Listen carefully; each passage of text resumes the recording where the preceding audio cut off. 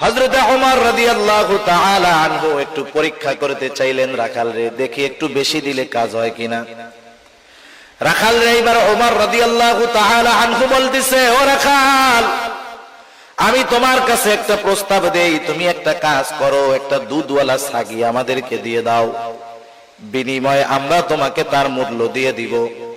এতে আমাদের দুধের দ্বারা তৃষ্ণা নিবারণ হবে, গোশতের দ্বারা ক্ষুধা দূর হবে। তোমার মালিক যদি তোমাকে জিজ্ঞাসা করে যে ছাগল কোথায়, তুমি বলবা একটা নেকড়ে অথবা বাঘে আক্রমণ করে ধরে নিয়ে গেছে। এটা স্বাভাবিক, মাঝে মধ্যেই ঘটে। রাখাল বললে মালিক বিশ্বাস করবে।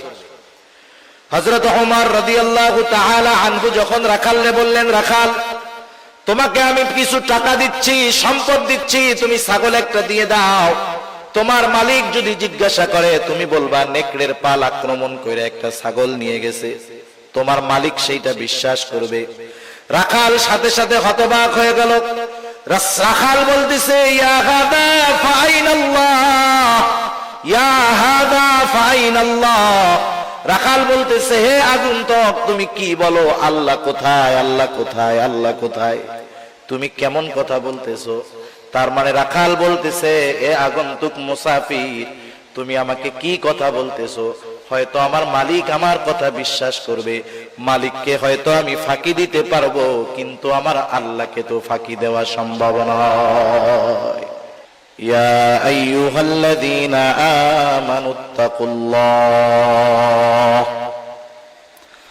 حق تقاته ولا تموتن إلا وأنتم مسلمون।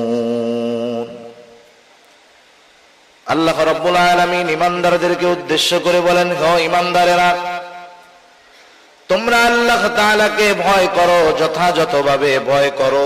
আল্লাহ তাআলাকে ভয় করার কথা, তাকওয়ার কথা, গুনাহ থেকে বেঁচে থাকার কথা আল্লাহ তাআলা বললেন। এখন যদি আমরা আল্লাহ তাআলাকে প্রশ্ন করি, আয় আল্লাহ, আপনি যে আমাদেরকে মুত্তাকি হতে বললেন, তাকওয়া অর্জন করতে বললেন, আমরা কিভাবে তাকওয়া অর্জন করব?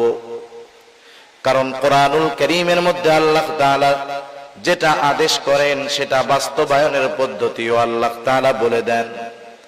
যেমন কোরআনুল কারীমের মধ্যে নামাজের কথা আছে, নামাজ কিভাবে বাস্তবায়ন করতে হবে, কিভাবে পড়তে হবে, আল্লাহ তাআলা এটাও আমাদেরকে জানায় দিয়েছেন। যেমন কোরআনুল কারীমে আল্লাহ তাআলা ৮২ জায়গায় নামাজের কথা বললেন। এখন যদি আমরা প্রশ্ন করি নামাজ আমরা কিভাবে পড়ব, আল্লাহ তাআলা আমাদেরকে ইঙ্গিত দিয়ে দিয়েছেন, সূত্র দিয়ে দিয়েছেন। আমি আদেশ করেছি নামাজের, এই নামাজটা শিখতে হবে মুহাম্মাদুর রাসূলুল্লাহ সাল্লাল্লাহু আলাইহি ওয়াসাল্লামের থেকে। এজন্যই আল্লাহ রাব্বুল আলামিন কোরআনুল কারীমের মধ্যে বলেন, কুল আতিউল্লাহ ওয়া আতিউর রাসূল। আল্লাহ রাব্বুল আলামিন বলেন, তোমরা আল্লাহর আনুগত্য করো, তার রাসূলের আনুগত্য করো। আল্লাহর আদেশ মান্য করো, রাসূলের আদেশ মান্য করো। এখন আল্লাহর আদেশ হলো বান্দা ওয়াকিমুস সালাত, নামাজ কায়েম করো। আমরা যদি বলি আল্লাহ কিভাবে করব, কোন পদ্ধতিতে করব, আল্লাহ তাআলা বলেন তোমাদের কোনো চিন্তা নাই, তোমরা আমার হাবিবের অনুসরণ করো, হাবিবের আনুগত্য করো। এরপরে আল্লাহ তাআলা আর আয়াতের মধ্যে আমাদেরকে জানায় দেন, মাইয়ুতি'র রাসূল ফাকাদ আতা আল্লাহ।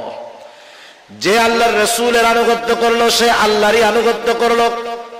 আর রাসূলুল্লাহ সাল্লাল্লাহু আলাইহি ওয়াসাল্লাম বললেন, নামাজের আদেশ আল্লাহ তাআলা কোরআনে করেছে। আর আল্লাহর নবী বললেন, সাল্লু কামা রাআইতুমুনি উসাল্লি, তোমরা নামাজ ওইভাবে পড়ো যেভাবে তোমরা আমাকে নামাজ পড়তে দেখো।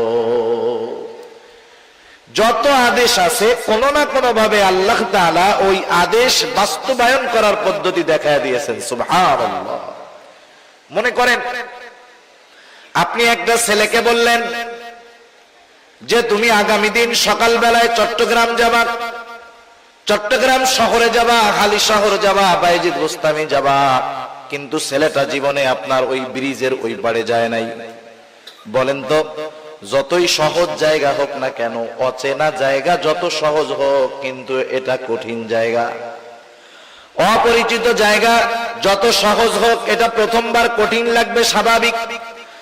আপনি যখন তাকে আদেশ করবেন যে আগামী দিন সকাল বেলায় তোমাকে শহরে যেতে হবে, সে তো জীবনে কোনোদিন শহরে যায় নাই, সে তো রাঙ্গুনিয়াও কোনোদিন যায় নাই, এখন তার জন্য তো শহরে যাওয়া কঠিন। সে যখন বিচলিত, সে যখন পেরেশান, আপনি তার মাথায় হাত দিয়ে বুলায় বললেন, বাবা টেনশন তুমি করো না, তুমি এখান থেকে সুন্দর মতো এই রাস্তায় যাবা, ওখান থেকে একটা সিএনজিতে উঠবা, সিএনজি কে বলবা আমি চট্টগ্রাম শহরে যাব, তোমার যেই জায়গায় যাওয়ার প্রয়োজন সিএনজি ওয়ালা তোমাকে সেই জায়গাতেই নামায়া দিবে। বলেন তো, আদেশ করার পরে চট্টগ্রাম শহরে যাওয়া তার জন্য যতটা কঠিন মনে হচ্ছিল, যখন আপনি তাকে যাওয়ার রাস্তা পদ্ধতি বলে দিলেন, বলেন তো আদেশ করার পরে তার কাছে যেমন কঠিন মনে হচ্ছিল, যাওয়ার পদ্ধতি বলে দেওয়ার পরে তার কাছে কি আগের মতো কঠিন থাকবে নাকি